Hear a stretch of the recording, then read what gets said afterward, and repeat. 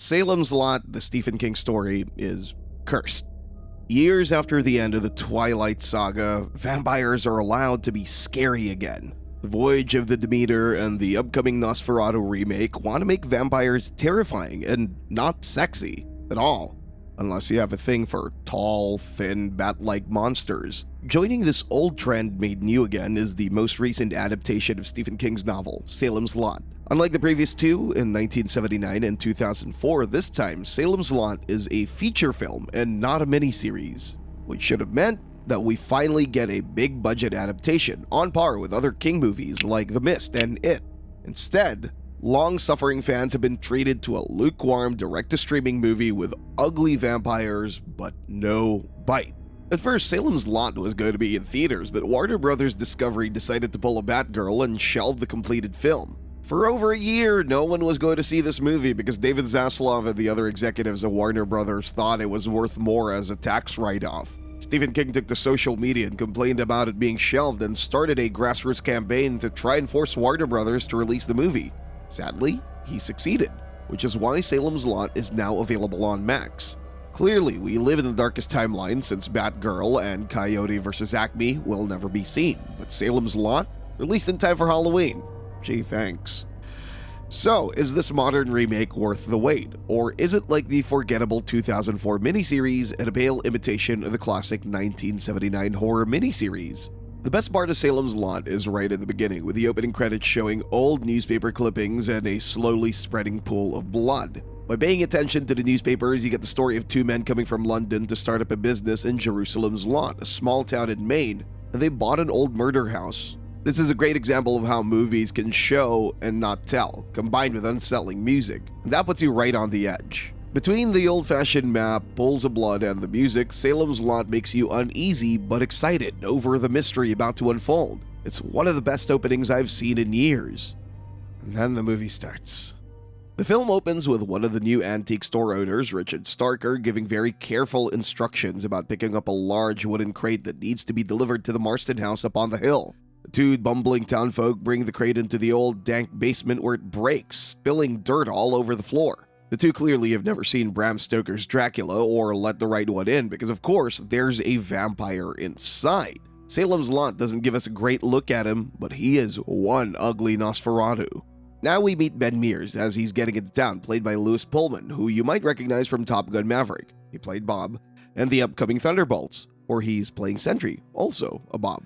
Mears is, as the local sheriff points out, some kind of writer, and a former resident of Salem's Lot coming back to write about the Marston house. As Ben drives around, we learn that Salem's Lot is set in 1975 thanks to a drive-in showing the classic Dog Day Afternoon. A small reminder that you could be watching a better movie right now. Ben tries to find a place to rent, and again, this is 1975, so he walks into an office and has to talk to people, including Susan, who doesn't realize where she knows Ben from, and her boss, Mr. Crockett, who gives Ben the background on the Marston place and the European man in the very fine suits that bought it and started up the antique store. Susan does finally realize it was Ben's book she was reading, in a fun gag with no one drawing attention to it, but another great example of how, when Salem's Lot leans into the show part of Show Don't Tell, it immediately becomes a better movie. So, we have our creepy villains, a writer character as our lead, and his slightly ditzy love interest. But, in order to be a real Stephen King story, there's one more key character archetype that's missing. And as the scene suddenly shifts to an elementary school, here's the kids. Danny Glick, his younger brother Ralph, and Mark Petrie deal with a bully, quite effectively too, requiring Mr. Burke, complete with Boston Red Sox jacket, to break up the fight. Stephen King loves his main characters to be writers and for kids to be involved. From Stand By Me to It, The Shining, and Salem's Lot, even in his modern stories such as The Dark Tower and The Outsider, King loves to include children. While Ben's in the library going through microfiche newspapers, Susan comes in with her mother and the librarian decides to explain how Ben's parents were killed in a drunk driving accident while Ben is flipping through the headlines. The women wonder why Ben came back and why he's interested in Salem's Lot. The Glicks are walking home from Mark's house when Straker pulls up next to them and asks if they need a ride. Salem's Lot is set before stranger danger, but thankfully, Straker is just so needlessly creepy that the boys leave him in the middle of the road. Just look at that mustache. It screams, "I'm the villain." Ben and Susan at the drive-in give us a cute moment between the two as they swap stories about why they came back to Salem's Lot. Ben describes his return as reclaiming home. That's called foreshadowing. Ralph and Danny are still walking home through a dark forest in what's a cool shot with their shadows against the cool blue night sky as a large adult-sized shadow walks up behind Ralph, grabs him, and disappears. We see almost immediately it's Starker dragging Ralphie into the Marston house, explaining helpfully, Master needs a sacrifice before he can begin to transform your town. We still don't get a great look at Master Barlow as he arrives to feed on Ralphie. For a film that loves to explain everything, it's being patient with the vampire reveal. Father Callahan, a priest that enjoys his wine a little too much, is waking up from a hangover in the town's drunk tank when he's told that Ralph Glick has gone missing and the community is forming a search party. It looks like the whole town has come out to search for poor Ralph. Mark Burke meets Ben Mears, noting that his books are better than what some critics suggest, and they note that the townspeople are giving Ben some funny looks since he's new in town, a young boy went missing the same day, and he's from New York. He's probably a Yankees fan. It's a crime in New England. In the most terrifying scene yet, Danny heads outside of his house alone at night in the fog because he thinks he saw Ralphie standing outside. It's intense, creepy, and then all of a sudden, it's incredibly stupid. There's a roar and Danny is lifted straight up and off screen. Now, wanting to see a kid get murdered by a vampire would be a little much, but if I may, there's a shot of Danny with a seesaw in the foreground, so why not just have him suddenly disappear as the seesaw is going back and forth in front of the camera? Same effect, looks a lot less goofy. Then again, Salem's Lot is so close to being a decent horror movie, if not for just a few of these strange choices. Daddy appears next to his parents' bed, saying he's sick, and the doctor explains it's a vitamin D deficiency. He weakly tells his mother he's thirsty before ripping apart his blood bag and devouring it when his heart gives out. Say this about Salem's Lot? The first two victims are both kids, and that's something most movies wouldn't dare do today. That, and for once, the black kid didn't die first. Mike, the groundskeeper, hears banging from Daddy's coffin as he's filling the grave, so as he goes to open it up and free the boy, but he's dead. Just kidding, Mike's dead, and Danny's a vampire. You saw that coming. Everyone saw that coming. Everyone saw that coming. Bert goes to a bar after work, still rocking that Red Sox jacket, and he encounters Mike, who looks like a living corpse. He invites Mike into his house, which you never do when dealing with ravenous blood-sucking solar panel salesmen or vampires, and he notices the strange marks on Mike's neck. Bert goes to see Ben in his rented apartment, who has Susan with him, and shares his insane theory that Mike is a vampire. Back at Burke's house, Mike is seemingly dead when they all get back, with no marks. The sheriff and doctor arrive, and they have no idea why Mike is dead, but Ben is holding a cross. Danny is outside Mark's window. His eyes glowing through the glass as a callback to one of the creepiest shots from the original Salem's Lot. Danny asks to be let in, and Mark does so, but in this version of Salem's Lot, Danny is almost entirely covered in shadow except for his glowing eyes, which makes it less creepier than the original. Mark grabs a cross, which is glowing in the presence of a vampire, and sticks it to Danny, sending him flying away. A true horror nerd, Mark consults his comic books to come up with rules of vampires. They're repelled by crosses, holy water, yes, they can also hypnotize, and there is a master vampire, so he has to kill Barlow. Back at Burke's house, Mike, now a vampire, confronts Burke, but he's ready with a cross. It works, briefly, but Mike throws Burke down the stairs. Burke wisely recovers the cross and loudly renounces his invitation, which forces Mike out of the home. Vampires may be blood-sucking creatures of the night, but at least they respect local zoning laws. In the hospital, the doctor and one of the nurses talk about how Danny and Ralph's mom was found dead, and she was taken out of town, so it's hard to get a hold of anyone these days, including the local mortician, and that, yes, Mike's body is still downstairs unless it got up and walked out. They go to the morgue, and of course, it got up and walked out. Setting up a vampire fighting headquarters in Burke's home, Ben, Burke, Susan, and the doctor have pieced the puzzle together, and are now focused on how to fight back against the vampires. The doc is skeptical, Ben wants to exhume Danny and see if the body is missing, and Burke reminds everyone that Mike is missing because he's a vampire.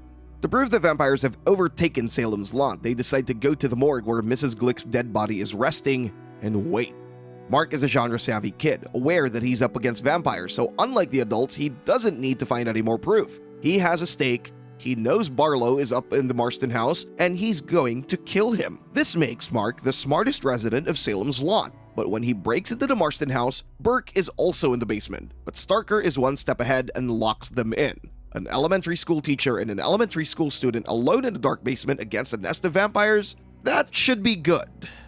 Or they could be killed off. With vampires stirring behind them and the path ahead of them blocked off, we get our best look yet at Barlow as he kills off Burke and Starker abducts Mark. The flash of light and the sudden appearance of Barlow is the biggest jump scare yet in the movie that's been more tense and foreboding than actually scary.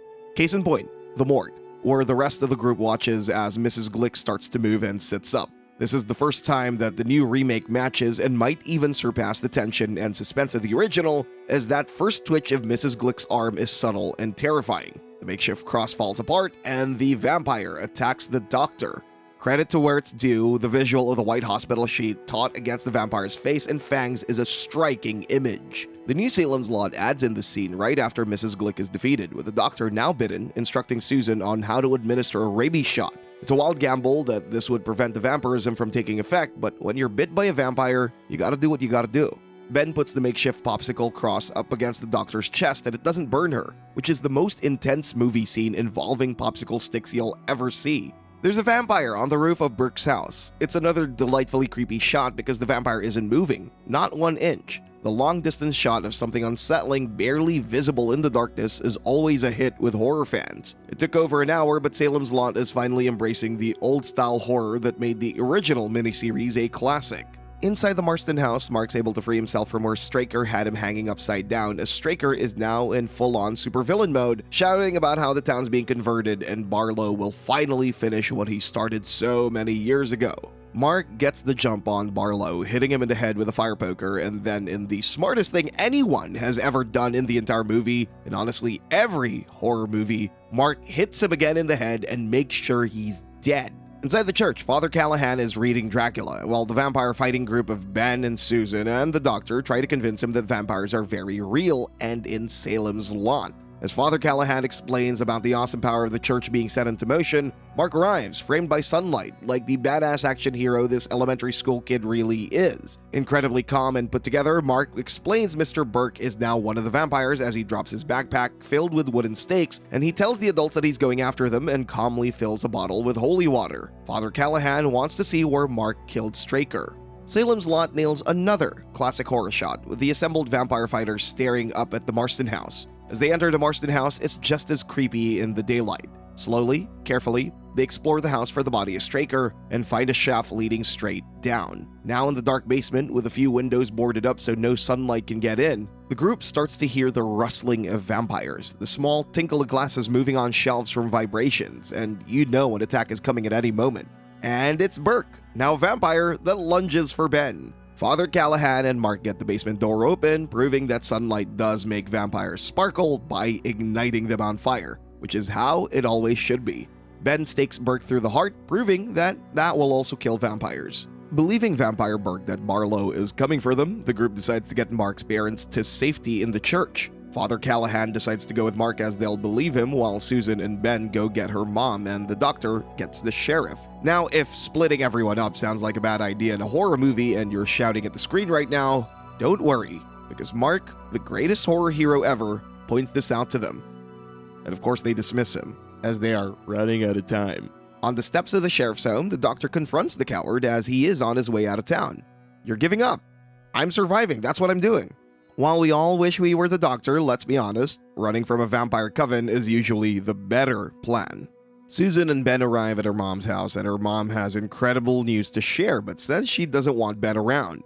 The news is that she finally met a man that'll take care of them, and all she has to do is agree to serve him and help during the day while he sleeps. You know, Barlow. That's when a vampire strikes from the shadows and bites Susan. Now, this could have been a jump scare, but the angle of the attack makes it more confusing than terrifying, as it's hard to see from Ben's perspective what's attacking Susan. Say what you will about the cinematography and camera work of the original Salem's Lot, but it was always clear when a vampire attacked. You could see what was happening, instead of here, where it's muddied and strange. Father Callahan and Mark are at the dining room with Mark's parents, who want Mark to go up to his room and let the adults talk. While Father Callahan is trying to convince them, a quiet knock at the door stops everyone in their tracks. After a scene that misplayed tension, this one brings it right back, with Callahan's cross lighting up as Mr. Petrie goes to answer the door. He walks outside and we hear nothing. We see nothing. This is how to build up a scene. Barlow is in the kitchen, behind Mark's mom, and he immediately bites her neck. Father Callahan's cross is having no effect on Barlow. Mark's dead dad stumbles back in, his neck having been bitten, and now Callahan tells Mark to run. For the first time, we hear Barlow speak, asking Father Callahan if he really is a priest, and then mocks the man for having lost his faith in God. Barlow approaches Callahan, and we hear a scream ring out as Mark runs. Mark takes cover in the treehouse under siege by vampire children. Wisely, he closes all doors and the windows so they can't get in unless he lets them. This must mean the must-be-invited rule applies to a treehouse, as it remains the strangest and most frequently broken rule of vampires as the plot demands it. Did Mark's dad let Barlow in when he opened the door? For how seriously Salem's Lot takes this rule of vampires, it's very poorly explained. Ben and Susan make it to the church where the doctor is already inside, and sure enough, Susan is in pain being on hallowed ground, and the nearby cross lights up when she goes past. She's too far gone for the rabies shot to have any effect. Ben refuses to kill Susan, letting her hit him and escape into the night. Ben follows behind her into the darkness. Ben, in the middle of the street, looks up and sees outlines of vampires on the rooftops. In the fog, more outlines of vampires can be seen. While running for the church, Ben catches a stake tossed by the doctor just as a vampire swoops him up from behind. After a moment, there's a noise, and then Ben falls back to the earth, on top of the vampire he just killed. Ben and the doctor take refuge in the church for the night. As Ben asks what happened to everyone, from Mark to Father Callahan and then the sheriff, he's interrupted by the sheriff's body flying through a stained glass window. The doctor drops a zinger straight out of a Marvel movie. He wasn't much help. The next day, Ben and the doctor are driving through the now empty town of Salem's Lot. They find the dead bodies at Mark's house, including Father Callahan, and now I have to pause for a moment to talk about what happens to Callahan in the other two versions of Salem's Lot, and why this is a dull, cheap end for the character this time around. The 1979 original does it best, with Barlow corrupting the priest so he can't re-enter the church. Disgraced and ashamed of what he now is, Callahan leaves Salem's Lot, never to return, and cursed to live without the touch of God in his life. In the 2004 miniseries, Father Callahan instead takes over after Barlow is killed, becoming the new head vampire in Salem's Lot. Here, he's killed off-screen, lacking the cruel punishment of the original or the twisted nature of the 2004 miniseries by giving the priest a new unholy flock. To say it's a disappointment would be an understatement. Ben finds a note on the kitchen table from Mark, a sign that he's alive, and because Mark is a badass, all it says is that he's going to kill Barlow. Mark breaks into Straker in Barlow's antique shop, cutting himself on the glass just like Bill Goldberg did trying to shatter the limo glass on WCW Nitro. As he walks through the store, which again is still creepy in the daylight, tiny blood drops are hitting the floor, and we all know what that's leading up to. Danny's back, and he attacks Mark in one of the dark corners of the shop. At least it looks that way for a minute, but Mark is awesome, so he stabbed Danny with a stake before the vampire even knew what had happened. Mark even drops a badass line. "I gave you my word, Danny," as his former friend drops to the floor from undead to forever dead. Ben and the doctor drive up and find Mark, covered with his friend's blood, while Ben says they'll find someplace safe. Mark stops him and says they need to fight back. The doctor has the realization that the vampires are still in town, but they need to be someplace big enough for the whole town. Ben looks around and notices there are no cars anywhere, and he remembers a place that the whole town goes to, in their cars. The drive-in movie theater he went to with Susan is filled with cars, and Ben remembers the kids that snuck into the theater by hiding inside a car trunk. Ben goes searching for Susan's car, opens the trunk, and there she is, inside the trunk, a full vampire. He's careful not to lift the lid enough to hit her with sunlight. Did we really need the doctor to say out loud, "They're using cars as coffins"? Think we figured that one out on our own. Ben can't bring himself to kill Susan, but Mark? Little dude is offering up a stake to use. This kid is hardcore. Ben turns around and lets the doctor stake Susan, but just as she's about to, the doctor is blown away by a shotgun blast. Now that kill came out of nowhere. Salem's Lot has been building tension and purposely telegraphing kills up to this point, which makes it as effective as Bulbasaur against an Onyx. That is, super effective. Turns out that it's Susan's mother, armed with a shotgun, still protecting her daughter. Ben has to dive for cover while Mark goes under a car, and now the shadows are getting longer as the sun is going down over the horizon. Once a car is engulfed by shadows, the trunk pops open and one vampire after another, the former resident of Salem's Lot, start crawling out into the drive-in theater. Ominously, these include some familiar faces, from Susan's boss at the real estate office to Ben's landlady. Mark, the smartest horror protagonist of all time, realizes the movie theater screen is giving the vampires protection from the sun. Before he can do anything though, Ben stabs a vampire and then throws another vampire onto the stake to get a twofer. Alright, Salem's Lot, that was a cool move. While Ben's down, Mark gets in a car, works the stick shift, and drives into the theater screen, flooding the area with the last rays of sunlight and setting the vampires on fire. It's both a cool moment, but also a little goofy. As you can tell, the special effects budget wasn't going to handle dozens of flaming vampires. Susan's mom is still after Ben until, in the greatest moment of vehicular homicide since the Final Destination bus scene, Mark runs her over. Little dude could barely see over the dash and he took her right out. Ben and Mark survey the wreckage at a drive-in filled with burning vampire bodies, and when Ben asks Mark if he's okay, without flinching, the kid shakes his head and simply goes, "No." That is a refreshing moment of recognizing the trauma of being one of the survivors of a horror movie. Mark and Ben aren't done yet. Inside the large truck is Barlow's coffin, older and more ornate, and designed to survive. The coffin is locked tight and they can't get it open before the sun goes down. The two take shelter in the concession stand when suddenly Susan appears right behind Ben and attacks. They fight throughout the concession storage and Susan slams Ben against an outlet, turning on the power throughout the drive-in. The lights being on lets Barlow make a dramatic entrance, and we get the Evil Dead monster camera as Barlow swoops down to get Mark. Now, when Sam Raimi had zero budget for his horror classic, it was a cool way to show a monster while leaving it up to the viewer's imagination. In Salem's Lot, we've seen Barlow. This would be the moment for him to sprout bat-like wings and emerge as a true creature of the night. You can start to see the impact that the made-for-TV budget was having on what was, at one point, supposed to be a major feature film. Inside the concession stand, Ben defends himself from Susan with a wooden chair which snaps, and that leg sure does look like a wooden stake, doesn't it? Ben finally stabs Susan with a stake. Unlike the rest of the vampires, she screams and then starts to look more human, complete with a tear going down her cheek. Keep in mind, she knew Ben for 2 days. Mark's hiding from Barlow under the fallen theater screen, as again we can hear Barlow flying overhead, but we don't see him. Barlow, an immortal vampire, can't just break through the screen for some reason and has to dramatically punch through, but he finally gets a hold of Mark.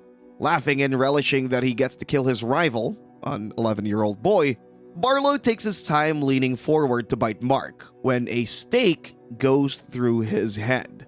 Alright, Salem's Lot, the shot of Ben through the hole in Barlow's head is really cool. Ben follows up with a stake through Barlow's heart. Ben and Mark start to drive away, triumphant but beaten down. They didn't win, they survived, and now they get to make their escape. And that's a wrap for the 2024 edition of Salem's Lot, which I can't imagine ever getting a wide release in theaters. It looks, sounds, and is shot like a direct-to-streaming movie. It also has a few problems, the first of which is the pacing. In an interview with Entertainment Weekly leading up to the film's release, Louis Pullman said, "Salem's Lot is such a special book because there's a lot of macro socio-political themes out there. It's not just a horror book. How Gary approached it, it was almost like, this is not a horror movie. This is a movie about a small town in America where something horrific happens." He was also trying to rekindle the fire of mystique about vampires. They've shifted in many different ways over the last couple of decades in terms of pop culture. I think Gary really wanted to return back to this very mysterious, almost mythological lens on them. Well, the second point worked out, as the vampires are scary, but the first was a misfire, as Salem's Lot suffers from poor pacing in the first half, introducing all of these characters, giving them little quirks and a place in the town, then doing nothing with them. This is why the original Salem's Lot from 1979, with its dated special effects and all, is still the best version of the story. As a miniseries, it was able to take some time to breathe and truly instill a sense of dread over characters we came to know over the 3-hour runtime. As mentioned earlier, Father Callahan's fate hits much harder in the original, but the ending is also wildly different. And clearly, the change was done to have an action-style set piece at the end of the 2024 movie. In 1979, Mark and Ben find Barlow inside the Marston house and kill him within his coffin, and then set the whole house on fire, which in turn burns down the entire town. This is referenced in the 2024 movie when Ben is scrolling through the microfiche and a slide comes up about a fire torching the town. Somehow, the original 1979 series also made the vampires consistently terrifying, while in the 2024 movie, they fluctuate between lightning-quick predators and goofy zombies. Hey, at least they didn't sparkle. Limited by broadcast television standards of the time, the series leaned heavily into the spooky atmosphere of impending doom instead of guts and gore. The film tries to do this, and there's a few amazing transition shots between scenes and individual moments of pure horror and catharsis that work, but on the whole, it's too disjointed and trying to do far too much. That said, while the 2024 movie is a disappointment and not the modern Salem's Lot remake that fans have been waiting for, it's still superior to the 2004 miniseries starring Rob Lowe as Mears. The 2004 version of Salem's Lot starts off with Ben and Callahan fighting in a Detroit homeless shelter, severely wounding both man and, as we learn, vampire, and then recounts the story of Salem's Lot to the hospital staff. While it's also a miniseries, the 2004 version forgot to be scary, going so far into the need for spooky atmosphere that it lacks even the frights of the original. What it does do better is utilize the townspeople, particularly the jealousy Floyd feels for Ben over Susan's attention. In the movie, Floyd appears for a brief second and is gone. Salem's Lot is one of those stories that was done right the first time, and there is no need to adapt it again, similarly to other Stephen King stories like The Shining, Shawshank Redemption, and The Green Mile. If it was done right the first time, don't try and fix what isn't broken. The gothic horror Salem's Lot worked best within the limits of 70s television, which forced viewers to pay attention to every sound and movement, but also, in the end, rewarded them with a truly terrifying monster in Barlow. Whereas the movie goes for the same atmosphere but can't quite overcome the modern instinct to include more jump scares and, in the end, denies viewers the real vampire battle it had been building up to. The 2024 version of Salem's Lot works on streaming, where it was always destined to end up, but you'll be better served by looking up the original if you want to experience King's masterpiece at its very best.